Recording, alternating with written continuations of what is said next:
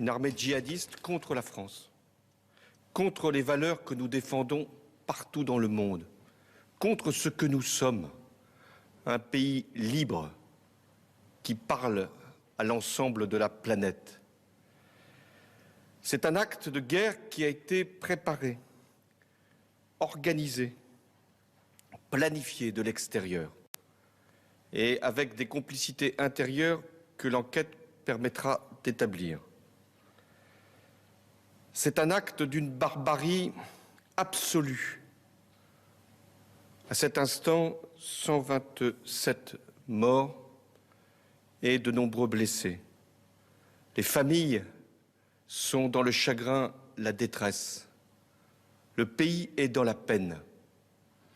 Et j'ai pris un décret pour proclamer le deuil national pour 3 jours.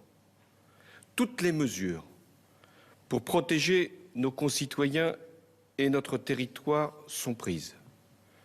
Dans le cadre de l'état d'urgence, les forces de sécurité intérieure et l'armée, auxquelles je rends hommage, notamment pour l'action qui s'est produite hier et qui a permis de neutraliser les terroristes.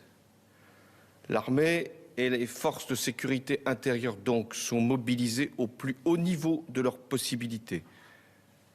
Et j'ai veillé à ce que tous les dispositifs soient renforcés à l'échelle maximale. Des militaires patrouilleront en plein Paris tout au long de ces prochains jours. La France, parce qu'elle a été agressée lâchement, honteusement, violemment, la France sera impitoyable à l'égard des barbares de Daech. Elle agira avec tous les moyens, dans le cadre du droit, et tous les moyens qui conviennent, et sur tous les terrains, intérieurs comme extérieurs, en concertation avec nos alliés qui eux-mêmes sont visés par cette menace terroriste. Dans cette période si douloureuse, si grave, si décisive pour notre pays, j'en appelle à l'unité, au rassemblement, au sang-froid, et je m'adresserai au Parlement, réuni en congrès à Versailles lundi, pour rassembler la nation dans cette épreuve. La France est forte, et même si elle peut être blessée, elle se lève toujours, et rien ne pourra l'atteindre, même si le chagrin nous assaille.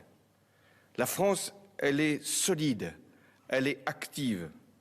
La France, elle est vaillante, et elle triomphera de la barbarie. L'histoire nous le rappelle, et la force que nous sommes capables aujourd'hui de mobiliser nous en convainc. Mes chers compatriotes, ce que nous défendons, c'est notre patrie, mais c'est bien plus que cela.